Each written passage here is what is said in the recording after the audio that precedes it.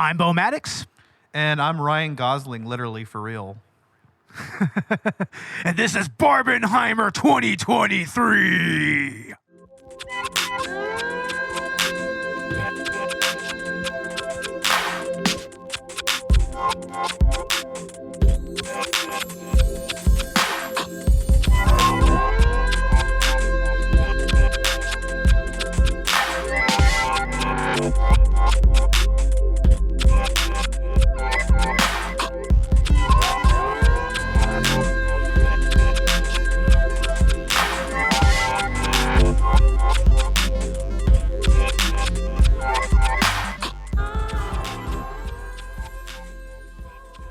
Welcome to Collateral Cinema, the only movie podcast that matters, where we focus on good movies, bad movies, and everything else in the world of cinema.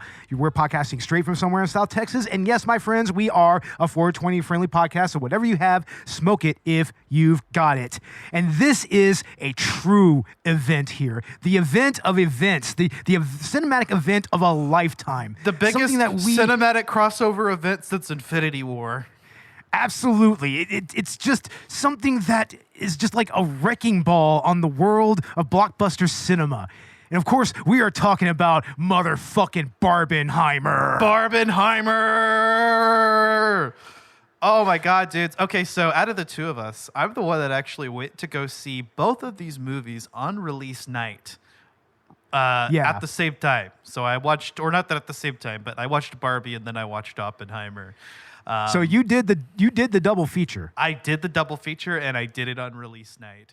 Awesome. Yeah, it was right after work, and it was quite a thing. Let me tell you, I went by myself because I didn't want to have to end up paying for multiple tickets for multiple people, and I don't know. I just thought maybe I thought it was weird to ask somebody to buy 2 tickets with me, and I just went by myself here. Yeah. In Houston, and I mean, it was definitely an event.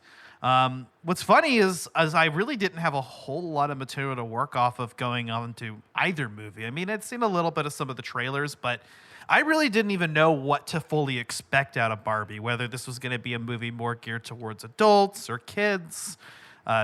Definitely more geared towards adults. A little bit, I would say. But before we go any further, not only did this big event happen, but another little something occurred in between the last episode that we did and Barbenheimer, and that, of course, is the ongoing strikes in Hollywood between SAG-AFTRA and the WGA and the AMPTP. And we want to say right now that we are standing in solidarity with the writers. We're standing in solidarity with all the actors. I hear that visual effects artists in the VFX industry, especially at Marvel, they just signed union cards and they voted to unionize.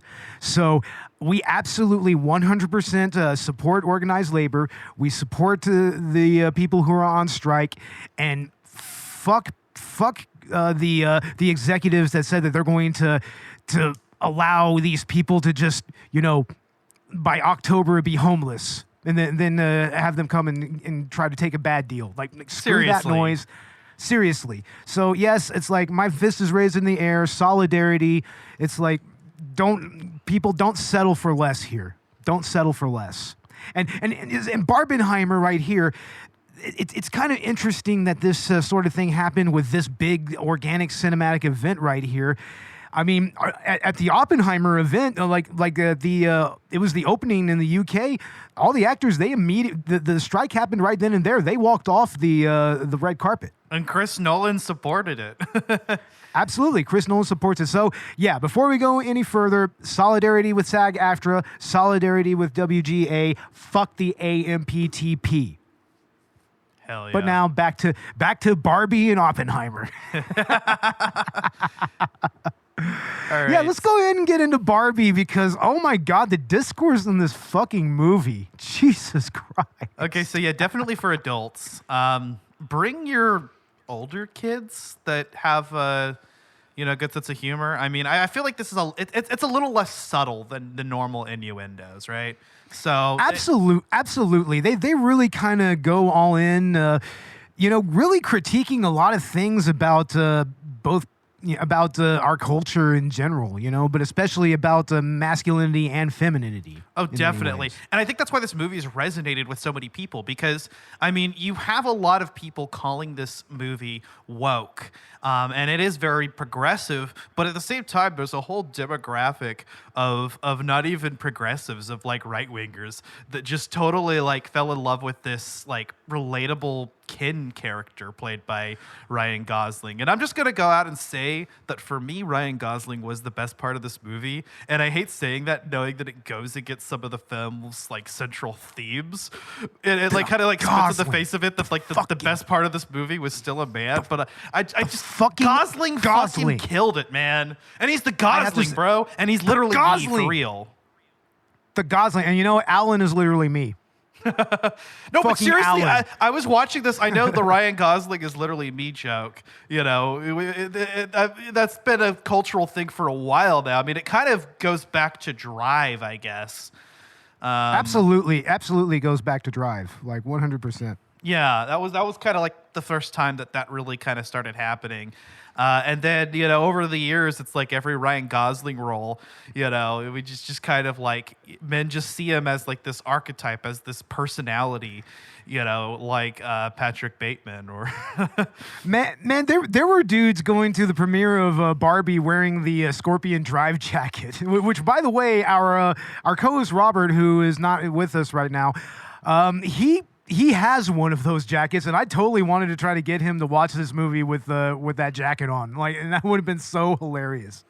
That dude, I know. I was trying to get Robert. We were trying to convince Robert. We're like, Robert, you gotta for the Gosling, bro. Yeah, but I don't know. He was he didn't seem that interested in Barbenheimer for some reason. I don't know. It's weird because, you have Ryan Gosling and, of course, Christopher Nolan. Whenever Christopher Nolan makes a movie, it's a big deal. It is a big deal, as we'll get into. But, yeah, no, I loved that I was finally able to hop onto the Ryan Gosling is literally B train. And believe me, I've gone full out with it. My Facebook has a picture of my face on Ryan Gosling's body. My current job is listed as Beach. And I'm constantly making references about my Mojo Dojo Casa house and wanting a long-term distance, low-commitment, casual girlfriend. Wow. Dude, honestly, that's a little element that, me being Ace and Demi, I couldn't help but just laugh at. It totally just took the concept of normal, heteronormative, monogamous relationships and just kind of shit all over it. But also shit all over a lot of the tropes that a lot of incels tend to kind of bring up, like, for instance, friend zone and all that. It really kind of satirized that a lot. It really brings all of it because Ken's whole personality prior to going to the Barbie world, and I'm going to the real world from the Barbie world, and I don't want to go into spoilers here, but his character journey up to that point, and even ultimately throughout it and at the end of it is he's simping for Barbie, and I couldn't relate more. I've had so many of like times in my life of simping for women having unrequited feelings. If it's like it was like a ballad, and I think it's great that like so many men around the world relate to this, and instead of Ryan Gosling being like the silent badass, he's just this very like over the top simp. And yeah, it's like he's insecure. He's kind of pathetic, honestly. He's pathetic as fuck. I mean, but it's very easy to relate to that, though. I mean, we've all kind of been a little sad and pathetic in our relationships somewhere along the line. You know what, Bo?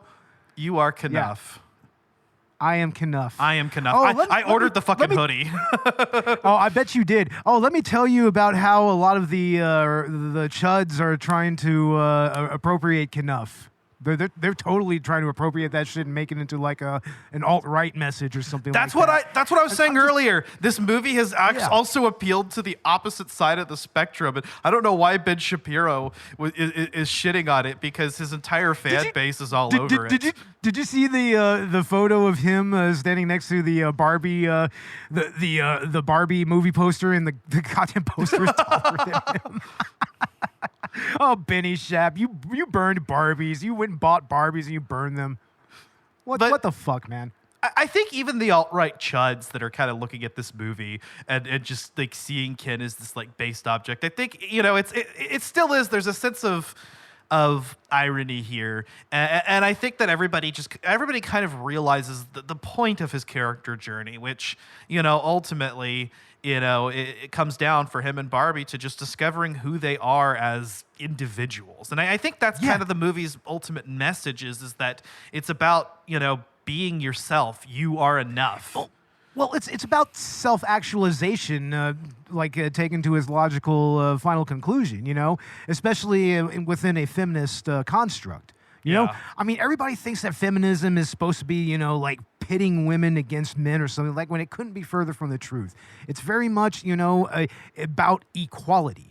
And in this movie, it shows how deleterious both patriarchy and the other extreme matriarchy can be. I mean, the situation with the Kens in Barbie Land, it's like, that's kind of parallel. I mean, it's not as extreme, but it's parallel to what was happening to women in the real world. Right. And I think the movie even kind of, it doesn't. It might seem like it's kind of glamorizing this matriarchal world, but it's making a point about it. And I loved that this movie was not only genuinely hilarious throughout, like I was laughing from beginning to end, but it's so well and intelligently written. Exactly, and we have Greta Gerwig and Noah Baumbach to thank for that. I mean, this movie had some stellar people attached to it. I mean, Greta Gerwig, my God, her directorial style here it's just so amazing. I mean, it's like using all these old school filmmaking techniques to bring Barbie Land to life. Like, I don't think there was even any CGI involved in most of it. A lot of it looked like the types of effects that you would see in old-timey silent films. Yeah, it did seem like it relied at least more on practical effects than anything, and it has that in common with the other movie we're going to be talking about today. So I'm nice to see like a return to that in the film industry, Absolutely, and what's great is how it really brought the plasticity and the aesthetic of Barbie's toys to life. I mean, that entire set genuinely looks like giant toy play sets. It does. Play sets that I know at one time were available in the Barbie line. Dude, I remember my sister's Barbie dream house so well. I saw a meme with it the other day, and I just immediately recognized it because I'll be real. When I was really little, when I was a little kid, I did play Barbies with my sister. I liked playing as the Kens. Yeah, I played Barbie with my little sister, and she liked to play Ghostbusters with me. Ghostbusters or Ninja Turtles. So, yeah.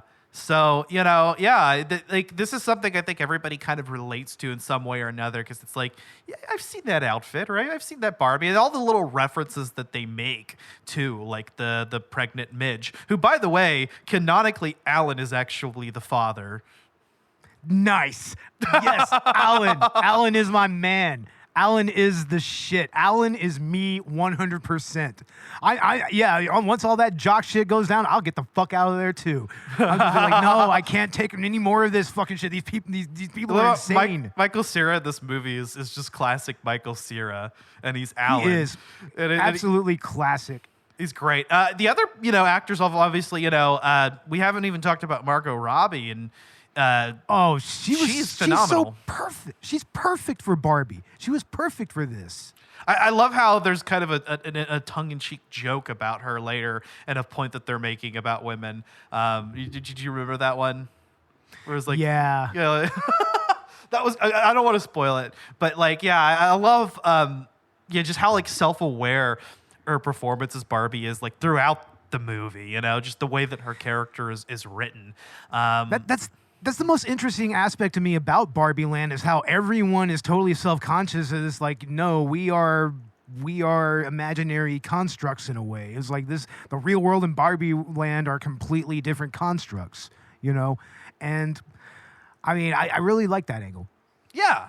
And I mean, throughout the movie, I felt invested in Barbie's character journey. And I found myself not actually predicting exactly what would happen by the end of the movie.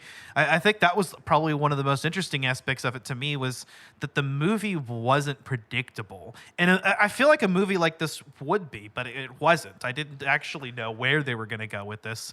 And a lot of that is, just accentuated by Margot Robbie's performance, because she's obviously the central point here. Yep.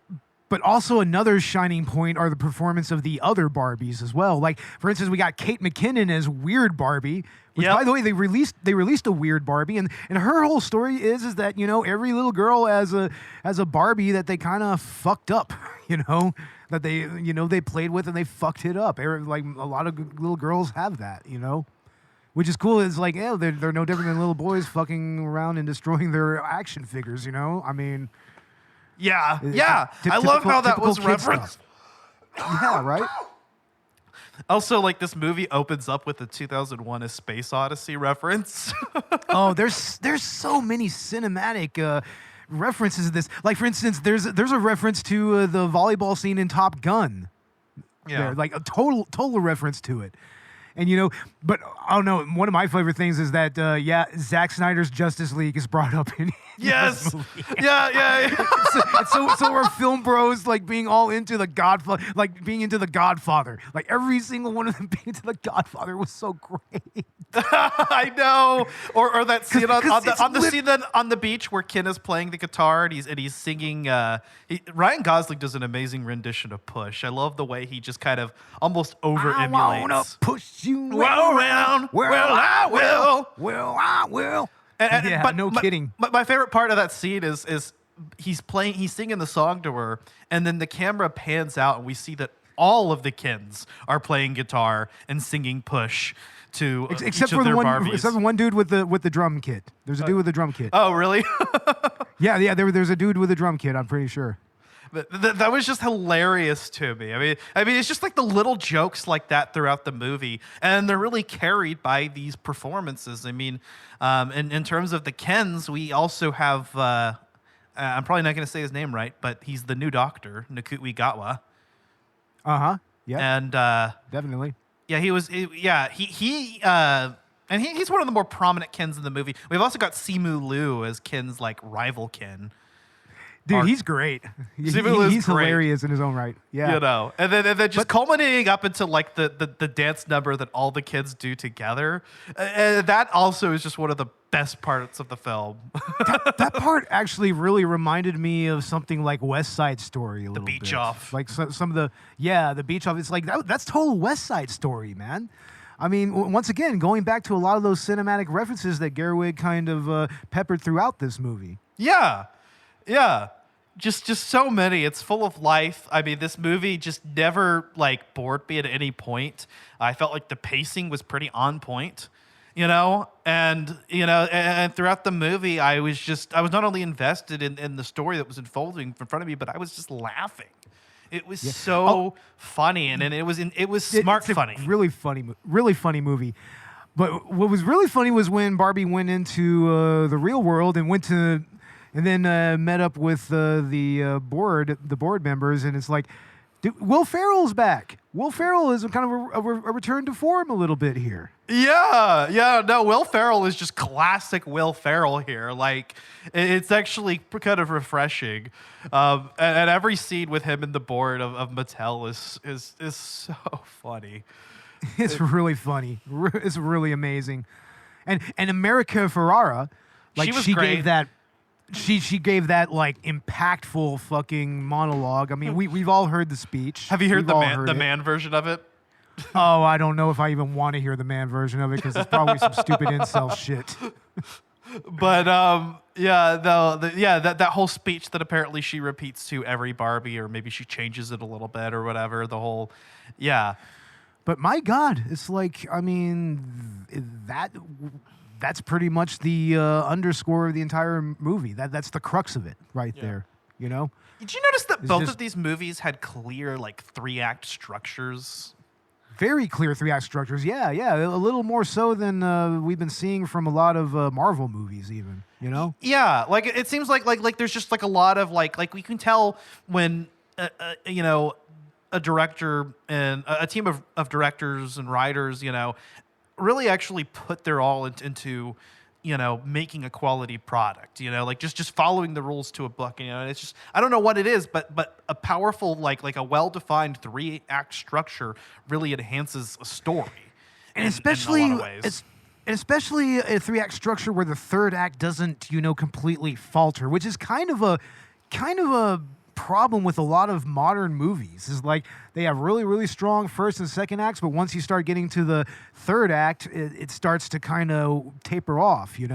I didn't feel that way with this movie. No, it doesn't feel that way at all. I mean, the ending didn't feel like, honestly, at the end of the movie, I was feeling very kind of existential a little bit. It's like, yeah, for real. I think I'm gonna go smoke a joint and think about my place in the world. This is a great weed smoking movie. Oh, it's a total weed smoking movie. Yeah, I mean, it's a great movie to get high to. I've got it on in the background, while we're recording too. She's talking to Weird Barbie right now. Like you said, Kate McKinnon nice. is awesome. Oh, Weird Barbie is great. Yeah, and like I said, they just released a Weird Barbie based on her character. So, let's see who else was in this movie. I know, like it was a pretty. John Cena is in there. Oh yeah, fucking John Cena is in the movie. John Cena pops us a mermaidkin. I'm just like, oh shit. Wait, I didn't see him. Oh, that's right. You didn't see him? I didn't see him. I don't know. Maybe he wasn't there. Yeah. fucking John Cena. He would totally be an ultimate Ken, honestly. But a mermaid Ken, that's great. Let's see. Issa Rae was President Barbie. Yeah, she was excellent. Dua Lipa is in this. I forgot about that. Oh, that's right. Yeah. Which Barbie did she play? The Mermaid Barbies. Oh, she was Mermaid Barbie, huh? Okay. So Dua Lipa and John Cena, they're the mermaids. That's cool. Yeah. Honestly, this has such a huge huge cast that we kind of have to sit here and actually like look this shit up a little bit. Oh, Helen Mirren is the narrator. Oh, Helen Mirren, man! I heard that there's incidentally, speaking of Helen Mirren, I heard that there's somebody that's making a new cut of Caligula that's not going to use any original footage from the original movie. So that's going to be fun. Interesting. Let's see, Rob Brydon.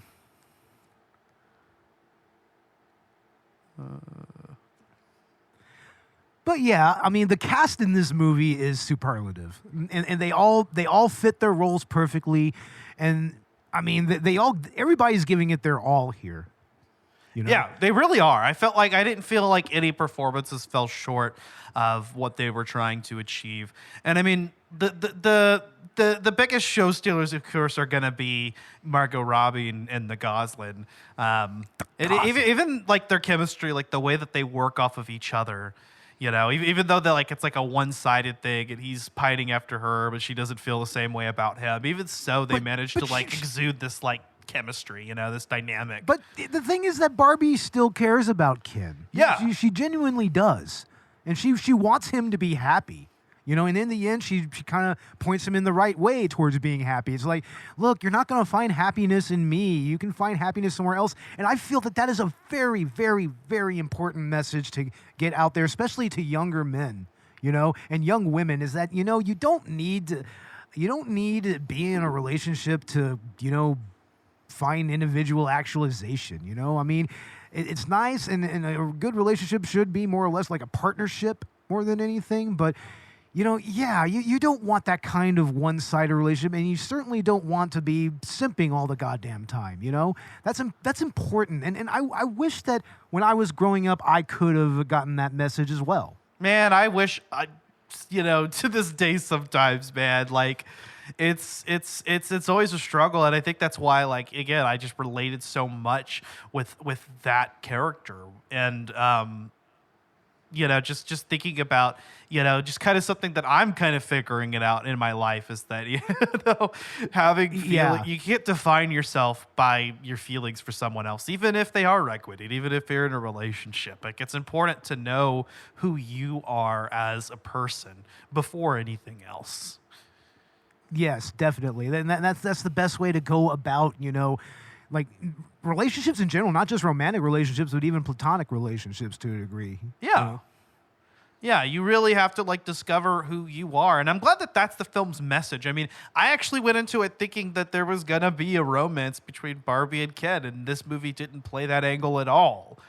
And that's refreshing. It's so refreshing. I mean, especially for me, being Ace and Demi and everything. It's like, I mean, sometimes there's some older movies that shit can where I just gotta kind of roll my eyes at that shit, and I'm just like, oh geez, yeah, of course they're going to fucking be together. It's like, especially when it's like out of nowhere, Which had this movie come out like 10 years ago, that trope would absolutely have been there, like beyond a shadow of a doubt. Yeah. Yeah, for real. But I guess that's as much as we can really say about the movie without getting into spoilers.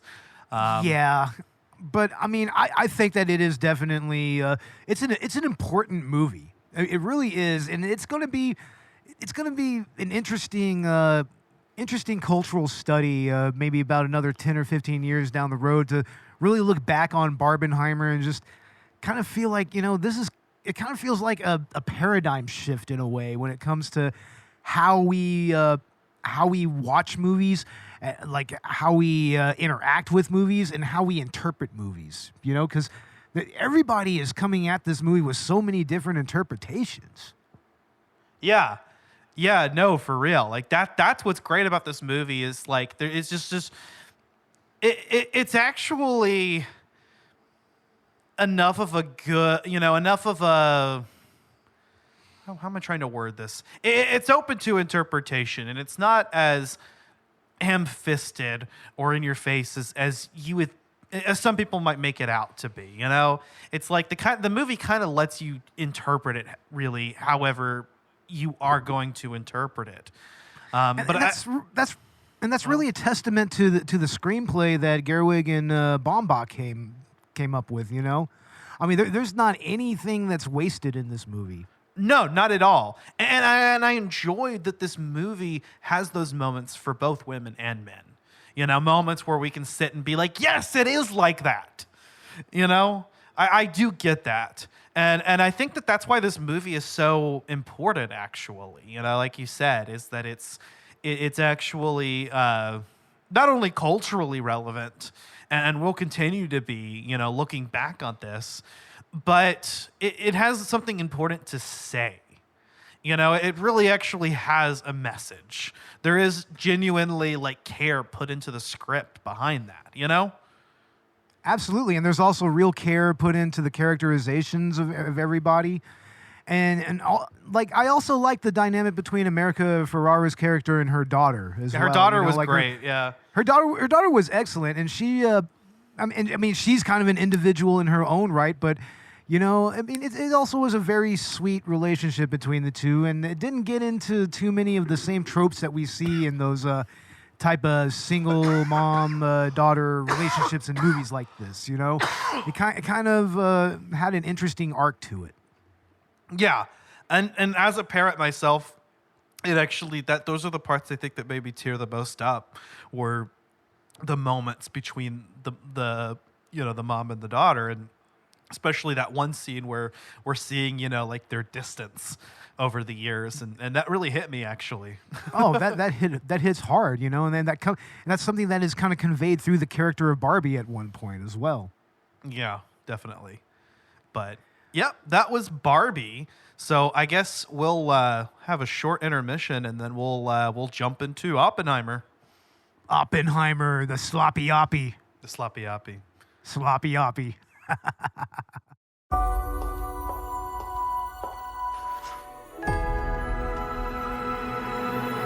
Hey, Barbie. Can I come to your house tonight? Sure. I don't have anything big planned, just a giant blowout party with all the Barbies and planned choreography and a bespoke song. You should stop by. So cool. You can find me under the lights, best day ever. It is the best day ever. So is yesterday, and so is tomorrow, and every day from now until forever. Do you guys ever think about dying? When my heart breaks, Some things have been happening that might be related. when my world shakes. Cold shower, falling off my roof, and my heels are on the ground.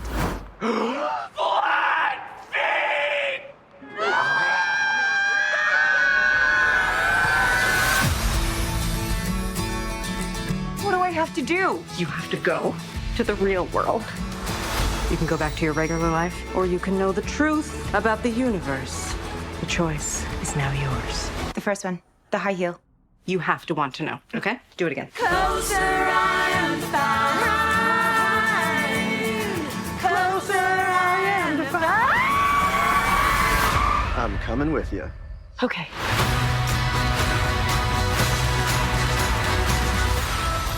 Wow, this is the real world. What's going on? Why are these men looking at me? Yeah, they're also staring at me.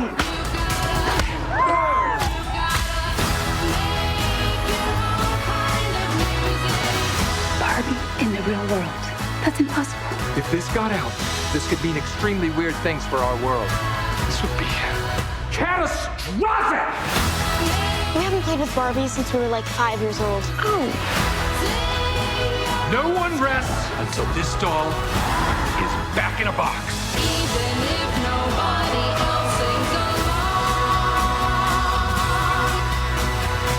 Humans only have one ending. Get that Barbie! Ideas live forever.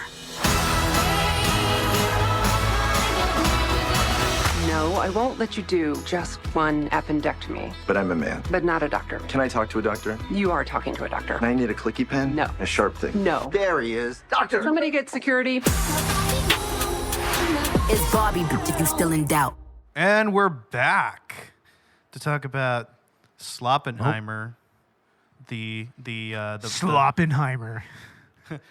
Well, I would say we're not going to get into spoilers, but this is a real life historical event. So, Yeah, so it's going to be a little different on how we talk about this because, these are obviously events that if you go and you read any type of biography of J. Robert Oppenheimer and everything, it's like, yeah, you're going to come across a lot of what happens in this movie. But Oppenheimer, I mean, the way that Chris Nolan really kind of took his life story and took the historical, all the historical data behind it, and kind of turned it into something that's more like I'd say that this is closer to almost like a thriller in a way, right? Like, it's kind of presented that way and it's shot that way. I mean, and I believe that Christopher Nolan actually kind of said that some of the ways that he scripted this and everything is kind of like a horror film. yeah. Or how it was like Yeah, shot in and terms everything. of like the cinematography and whatnot. Yeah, like I can see what you mean there. Obviously, Christopher Nolan movie, it's going to be good. And this has every bit of the level of quality, if not more, than his other films. I mean, this is actually a phenomenal movie, just on its own. And that's supported, again, once more by a stellar cast. Oh, yes, you have Cillian Murphy, you have Florence Pugh, Robert Downey Florence Jr. Pugh and is her here. tits. Gary Oldman. Florence Pugh's tits. Oh yes. Oh, she was fully naked in this. I mean, it wasn't full frontal or anything, but honestly, kind of good to see nudity in a fucking modern movie for a change. I mean, that's something that I've kind of noticed with a lot of even R-rated movies these days is that there's not a whole lot of nudity, and I could kind of understand why, post Weinstein and post Me Too. I mean, a lot of nudity in movies was kind of linked to a lot of that exploitation that was inherent in the system. But I mean, to see that Florence Pugh just kind of, and also Cillian Murphy as well, just kind of just throw all caution to the wind and just kind of do that. It's like, I mean, that was interesting, and I'm sure that Miss Pugh, she did it on her own terms. It's like, And nowadays they have like what do they call them? Intimacy coaches or something like that for these type of things, I believe. I guess so. But yeah, I mean, it was, I have to say, kind of nice to see that sort of, you know. And I mean, I think it was Florence nice to Pugh see is a Florence very, Pugh's very beautiful tits. woman. She's a very beautiful woman. She really is, and an amazing actress. I mean, she played Jane Totsky like spot on, man. She was awesome. Yeah, she was great. Emily Blunt as well. We also saw Rami Malek is in this. Kenneth Branagh, the fucking Lockhart himself. Fuck yeah. Josh Fuck Peck yeah. is in this. I recognized him. I was like, is that Gary Oldman is Gary Oldman? It's Gary Oldman. Gary Oldman is Harry Truman in this Yep. movie. Yep. I did not recognize him at all. I did didn't not either. fucking recognize him. The guy that does that plays Albert Einstein, Tom Conti. He was pretty Tom cool. Conti. Yeah, I really enjoyed that portrayal of Einstein. Yeah, it was very interesting, and you know, Just so many names all throughout. By the way, I'm going to go out and say that this is Robert Downey Jr.'s best performance. oh, without a shadow of beyond a shadow of a doubt, I think that he should probably get a supporting actor nomination here, along with Gosling. They both deserve it, and you know, Robbie and Murphy deserve Best Actor and Actress nominations, as it were. But yeah, Yeah. I don't have No, anything to add to 100%. Shit. Robert Downey Jr. blew it out of the park, and I love him as Tony Stark, and this blew that performance out of the water. It's just this Strauss character. Oh, it's light. Who It's, you don't. it's light years away. Light years. Yeah, and this character who you don't really quite know how to feel about throughout the movie, you know, up until I guess the third act, you could say, you know, when you know you kind of actually see his true colors and whatnot. But all throughout, I felt like he kind of stole whatever scenes he was in, and then of course, you know, Cillian Murphy. To me, was just a very believable Oppenheimer. I really understood this version of the character. I don't know how close it is to the way that he acted in real life, but I know that a lot of the events in this movie are historically accurate. You know, are very true to the way things played. He actually did try to poison his teacher, although supposedly it wasn't actual lethal poison like in the movie. Yeah, supposedly the Oppenheimer's family had something to say about that. And I think also something about his relationship with Jane Totsky a little bit as well. Yeah, I could think there see was that. Some, here's what it was the whole thing about the I become death, destroyer of worlds saying, you know, and where that came from. Apparently he didn't really get it from a sexual encounter with Jane Totsky. You know, but it didn't go down exactly that way. I could have guessed that would have been one of the things that the movie embellished, though.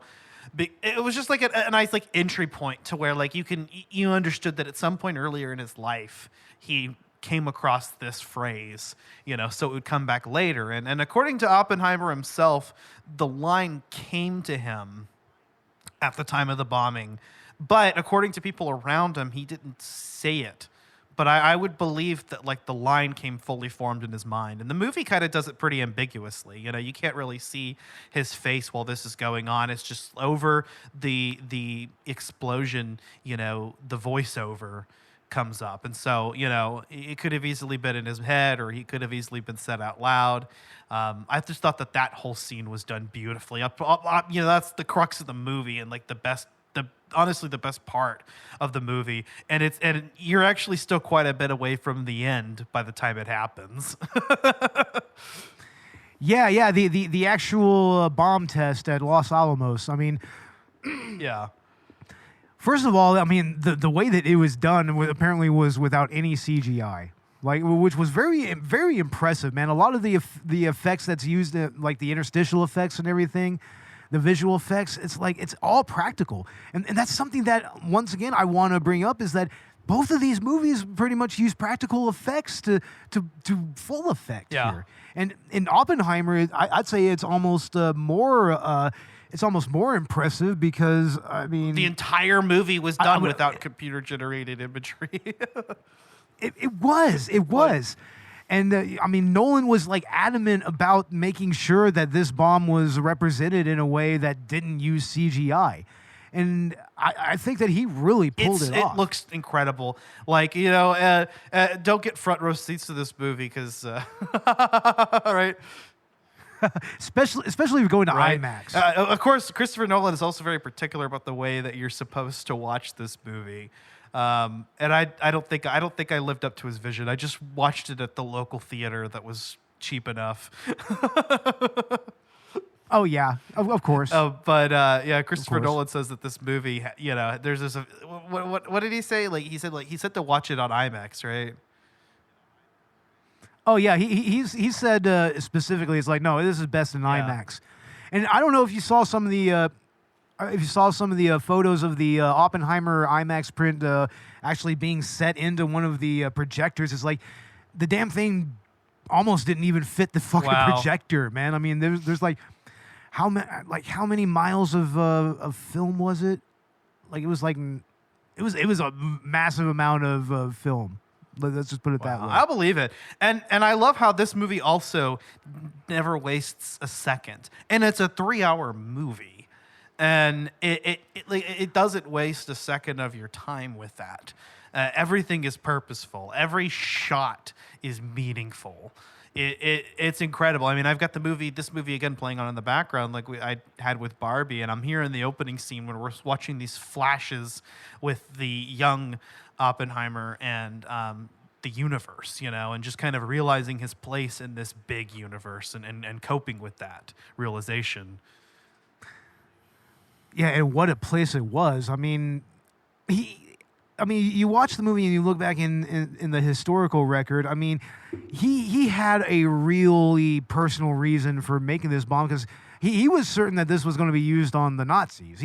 Because I mean, he was of Jewish descent, right, and everything, and he was very aware of what Hitler was doing to the Jews in Europe and whatnot. So he felt that this was going to be imperative in ending that, but what he didn't have in mind was the fact that the Nazis ultimately were so incompetent that they fucked over their own war effort in the end. So the Allies kind of overtook.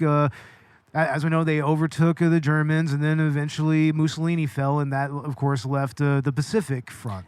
The Pacific theater and Japan. And I love how this movie doesn't really take a side on whether the use of the bombs were ethical or not on Hiroshima and Nagasaki, because you can kind of see it from both perspectives. The justification they use up to making it is that we have to do this because the Nazis are going to do it first, and we have to do it before they do, and so. Yeah, well, yeah, it was an arms race, and so there's part of it. There's a sense of urgency that even though the characters, Oppenheimer himself is like, I don't know if this is a weapon that mankind can be trusted with, but we don't have a choice, And then once the bomb test happens, not even by the time the bombs are dropped, but by the time that it was a reality and the test happened, that his character just completely.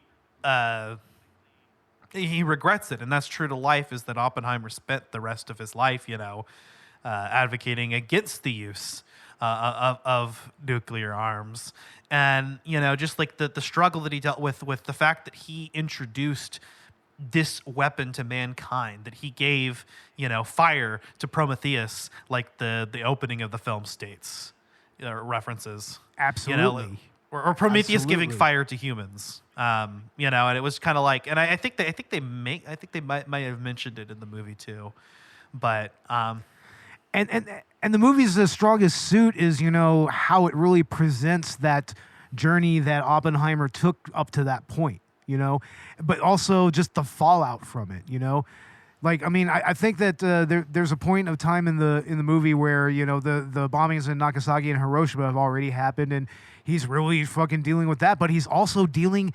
This is another element of this movie. He's dealing with the House Un-American Activities Committee, right. The HUAC. Like he's he's being persecuted for his beliefs, for his communist beliefs. He was a straight up staunch socialist, and that plays a very prominent role in this movie, and it plays a prominent role in how Robert Downey Jr.'s character comes into play into that, because he pretty much kind of testifies. Yeah, against because him. this movie goes across his entire life, from childhood to Los Alamos to even, the era of McCarthyism. You really actually get a sense of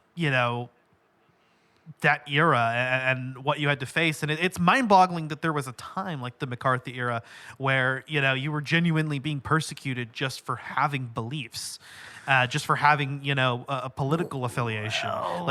Crazy. Well, let's be honest. We're kind of in an era like that right now. Let's just go ahead and just put that out there. I mean, the Red Scare never really ended, and any type of left wing or progressive politics, or even further than that, it's just consistently been demonized in this country ever since then. And this right here just kind of shows those machinations at work. And it's crazy because Oppenheimer wasn't even a member of the Communist Party. He just he argued for the freedom of being able to express ideals, and he had an academic interest in it, and also stood for a lot of what back then were considered progressive ideologies like integration. Exactly. Very progressive at the time. Like I mean, people wouldn't even hear of it. And there's the other professor that's like, I'll vote for it, but I don't want to talk about it. Yeah, exactly. And of course, there's there's his push to unionize the engineers and the faculty and whatnot at his at his place of work, which kind of gets him into a little bit of hot water. I mean, he was a straight up socialist and a trade unionist. And despite his efforts and despite his contribution to science, peace, you could argue, depending on how you see everything, he was still because he just happened to have, these affiliations, and he just happened to be a free thinker, that followed him the rest of his life. Yeah. And ultimately led to his downfall. And, it just goes to show just how crazy of a time this was. And again, you can kind of look at the movie and it's kind of hard to even take an ethical stance, because you could make the argument that, when the bomb dropped, how many more lives did it save than it killed? But then you have to think how many more lives were destroyed because the nuclear weapons were invented. But then you have to think, if the U.S. didn't do it first, then the Nazis or the Russians would have done it first. So there's just so many angles, But it's a reality that the only reality is that this event happened, and it was both tragic, but also beneficial to ending the war. Yeah, Integral. but there was also a few things that were they're all excuse me. There were also a few things that something that they kind of left out was what happened when they initially built Los Alamos and actually tested the bomb. First of all, everybody who was living in that area in Los Alamos, that wasn't an uninhabited area. They were pretty much forcefully removed and pretty much just told to get the fuck out, and they never got. And a lot of those were indigenous people. A lot of those were poorer white and for what it's worth, in the movie at least, Oppenheimer But argues that they should give the land back after the yeah, at the very least, but no, that's not a good idea though, because I mean the other side of that is that a couple of the adjacent towns to the Los Alamos test area, they did get a good dose of fallout that they're still to this day dealing with. There's still cancer clusters there. Damn, because of the test. That happened. How many people involved? Because of the test. That happened. How many people involved in this experiment ended up with radiation sickness? Oh, who knows? Negative effects. Who knows? I mean, just wondering, how many of these scientists that we see in the movie, or personnel. Yeah, definitely. Yeah, I like the way that the story is told, through these character interactions, and not even necessarily in a linear order. I mean, the movie is told disjointed. Just constantly it's non-chronological. Yeah. There are in fact two pasts and presents ongoing. Exactly. Like at any time, and it's kind of hard to keep track of. And I like how the movie not only is switching between the past and the present, and between this character's perspective or that character's perspective, but also between the black and white and color moments. And what's funny is it's not immediately obvious what the difference between the color scenes and the black and white scenes mean, because they don't directly correlate to whether we're seeing the past or the present. They don't directly correlate with whether we're seeing this from Oppenheimer's or Strauss's perspective. They're kind of all over the place. And I think what I heard was that somewhere, I don't know if this is actually from Nolan or the crew, but somewhere somebody said that the black and white scenes represent objective truth, or are objective, and the colored scenes are subjective. Interesting. Okay. And it's funny that most of the black and white scenes are scenes of Strauss testifying to Congress. They're mostly around Strauss, right? And they mostly seem to be. It's mostly around Strauss, from Strauss's exactly. perspective, but it wasn't 100%. I remember, and I remember wondering, how far, and the movie even toys with other things. We kind of see sort of a flash forward at the end, which gives us a little bit more hope about the rest of Oppenheimer's life, and it's just this movie is kind of dancing around these different time periods and telling a story about his entire life that way,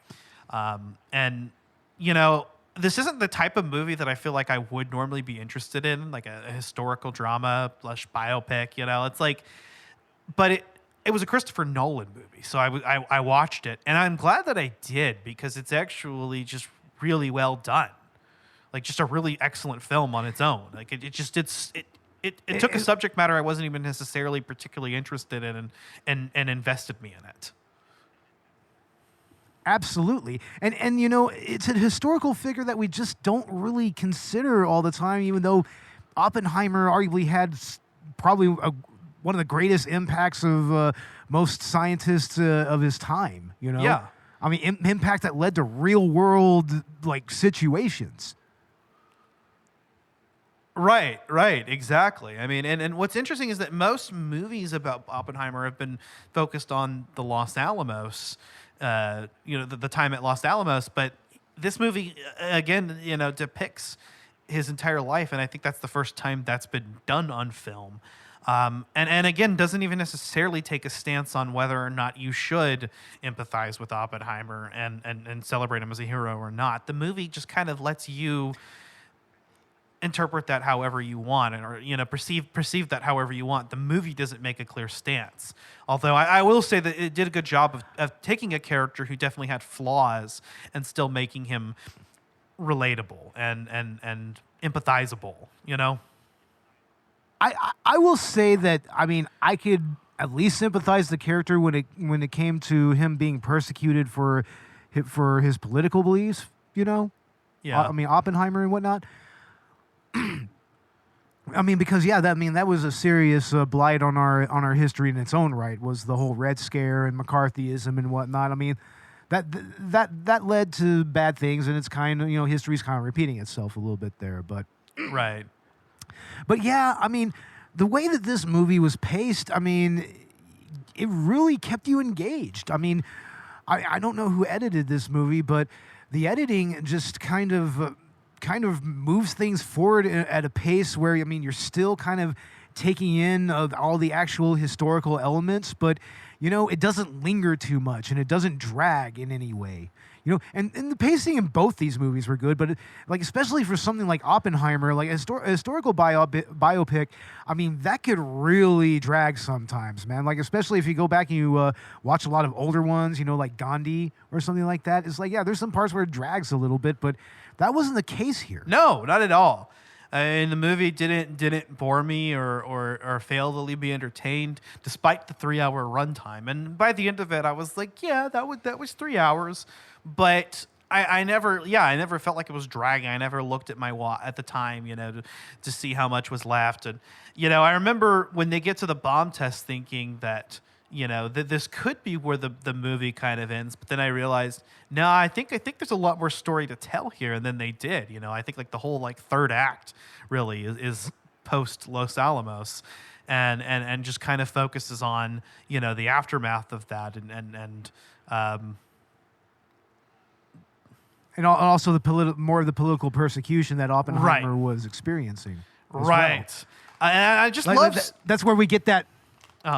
That's where we get that awesome scene, where they're in the when they're in the boardroom and everything, and Oppenheimer is testifying, and it's that moment where he has to confirm under oath that he had sex with Jane Totsky. I was just thinking about that scene, in front of his wife, and then like all of a sudden he's naked, and then Florence Pugh appears, and it's literally like he's cheating on his wife is just kind of seeing that. It's just like, damn, it's like that's a fucking gut punch to her. And it's from her perspective. Like she's basically seeing she's seeing her fuck his mistress in front of her there, like figuratively. And more than that, she's finding out about that. More than that, I think what the film was trying to convey is that they're naked and fucking right in front of the entire board. So it's like, from her perspective, it's like that room full of people knowing and watching them fuck. You know what I mean?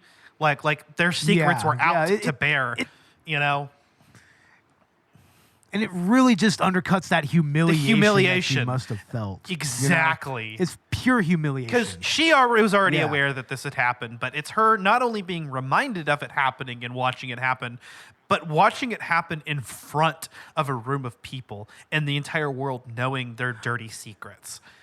Not just a room of people, a room of Congress people. And like this was a humiliating moment for both of them, and the film really kind of like it's kind of a gut punch, because you realize that all of these accusations are unfounded, regardless of what you think about Oppenheimer's character by this point. The accusations that are being brought forth are unfounded. It's literally just because he had associations, and she did too, in the past. Again, the political persecution that plays as much into this movie as the ethical question of whether creating and dropping the bomb was ethical. And which is interesting, seeing some of the discourse over this movie, is that there's a lot of the anti-woke people who were initially saying that, Oppenheimer was going to be the anti-woke movie and everything. But it's just like, oh, you mean the movie about a man being persecuted for his socialist and communist associations and beliefs? Like that movie? Yeah. Really? It's like, you think that's not woke? Right. Yeah, it's like, come the fuck on, man. Interestingly enough, it somehow maintains a nonpartisan stance.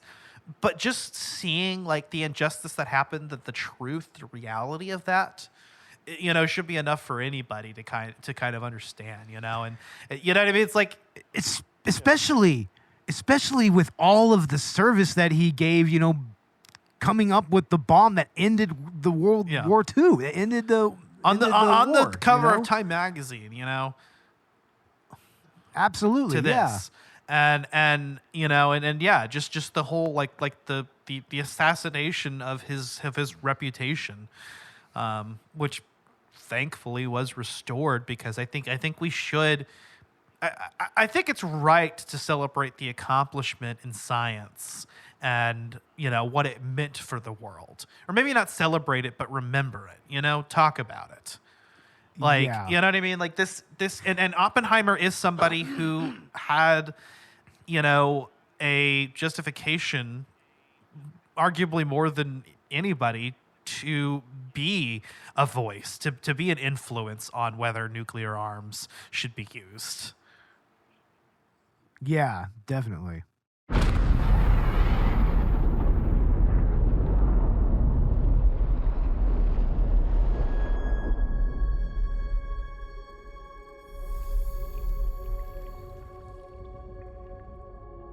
We imagine a future. And our imaginings horrify us.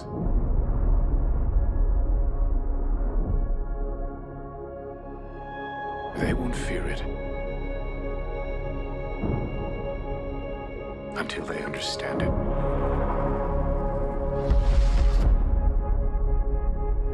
And they won't understand it until they've used it.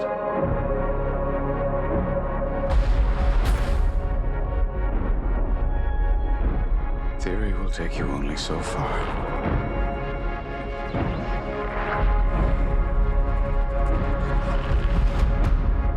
I don't know if we can be trusted with such a weapon. But we have no choice.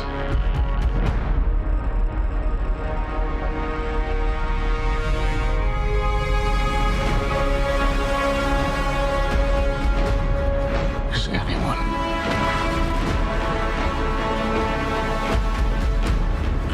ever going to tell the truth about what's happening here?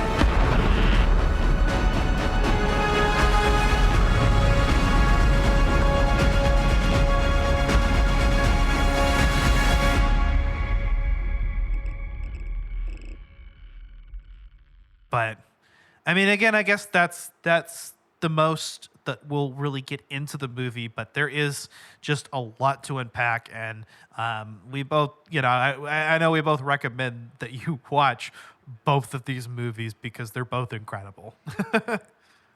They really are, and it is a brilliant double feature. Honestly, it doesn't feel out of place with each other. What a great combination! I mean, they yeah. almost complement each other. Yeah, it really it's is. so interesting, just like the duality of man of both of these movies, either of which could get a Best Picture award.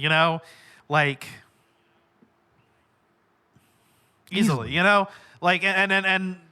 obviously, the cast and crew involved, there's going to be awards for both of these. And these are both going to be culturally relevant movies for quite some time,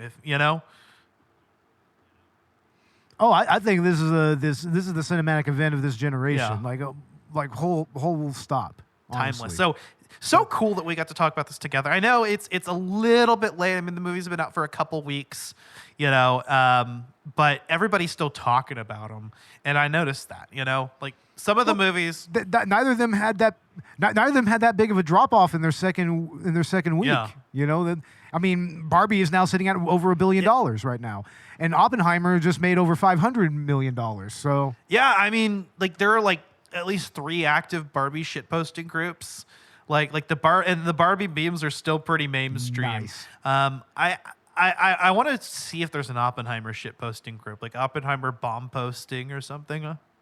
There probably is. That if there isn't, we should make one. But yeah, just the memes about both of these movies, about these movies together, all the Ken memes. I mean, I'm just loving the hell out of this. Again, I think that like this was an important cinematic event. It really was. It's significant. It really was. This deserves Yeah, both of these movies should be in the National Film Registry as a result of this. Yeah, beyond a shadow of a doubt. But yeah. Yeah. So if you enjoyed this episode, stay tuned for season 7 of Collateral Cinema. What do we got coming up, Bo? Well, our season premiere will be Freddy vs. Jason, and our second October Halloween related episode will be Trick or Treat. And I believe we're doing Halloween 4 for our official Halloween episode. So yeah, look for that coming in October. Fuck yeah, I'm excited. Collateral Gaming will be starting up in September. We are going to be doing a redux on Spider-Man and a full spoiler episode on Miles Morales, which we did a spoiler-free review of before. So revisiting both games on the podcast as a 2-part episode. And then in October, of course, we've got our spooky game content. So we are actually going to be talking about Dino Crisis and Resident Evil 3. that month. Absolutely. That's going to be a lot of fun. And then for the I can't Halloween wait. special, Silent Hill for The Room. And then because so the Spider-Man games that we're, or episodes that we're doing are building up to the release of Spider-Man 2 at the end of October. So we'll actually be covering that game in November. Again, starting with a spoiler-free review, and then the second part getting into the full spoiler details like we've done with a lot of episodes. And I'm really actually excited about all of it. I'm excited about Collateral Cinema Season 7. I'm excited about the picks. And there are going to be more collabs between both of our podcasts as well. And Definitely. even before the new seasons come, I mean, we've still got plenty of postseason content to release. I mean, I know there is another director's cut episode that we need to edit and release. So there's that. That's already been recorded. Yes, definitely. Yeah, that's our slashers in the big city. Jason Takes Manhattan and Leprechaun in Vegas. I still need to actually get. But by the way, with it's with Dads from the Crypt. Nice. By the way, I'm also need to get the Morbius commentary out on Patreon. It's on our Podbean patron section, so if you become a patron on Podbean, you can check out our commentary on Morbius as we get morbed. And very soon I'll have the video version out so that on Patreon. yeah. And we have another avenue for crowdfunding and whatnot. We are now on Buy Me a Coffee. So look up Collateral Media Podcasts on Buy Me a Coffee and give us $5. Buy us a coffee. Help support the podcast. And also, if you go on Spreadshirt and look up Collateral Media Podcasts, we also have a merch shop. We have different designs, so 2 different designs so far. We have hats, shirts, tote bags, mugs, all kinds of stuff. So visit us there and help support our podcast, ladies and gentlemen. Hell yeah. Couldn't have said it better myself. And there'll still be more At the Movies episodes to do. We may actually have a releasable episode on Spider-Verse, which we thought was lost. That's why we didn't release it. Yeah. We thought that was going to be some lost media, but apparently we found it. We may have an episode that's releasable for that. I know like TMNT is coming out this month. I want to see that Blue Beetle. I know Robert wanted to see Blue Beetle and the new Gran Turismo movie. Gran Turismo, yeah. So, I mean, definitely another At the Movies episode there somewhere before the next season. And more to come this upcoming season. I'm excited. Absolutely. So find us on Instagram, Twitter, and Facebook, and also on the aforementioned Podbean Patreon, and Buy Me a Coffee. Hell yeah. Well, with that all being said, I am Barbenheimer. and Ken is me. And this was Collateral Cinema Barbenheimer 2023 edition. And Alan is literally me. Literally fucking me. Oh, and fuck Ben Shapiro too. Laters. Just might feel good. I wanna push you around. Well, I will. I wanna push you down. Well, I will. I wanna take you from ground town. I wanna take you from ground town. Yeah.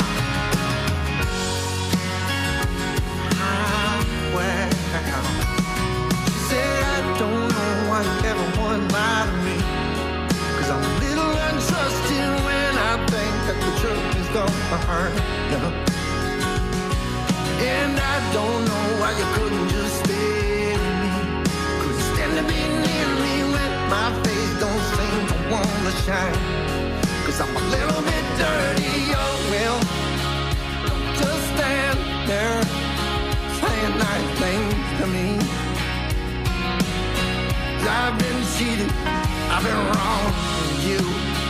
You don't know me, yeah, but I can't change. I won't do anything at all. I wanna push you around. Well, I will. I wanna push you down. Well,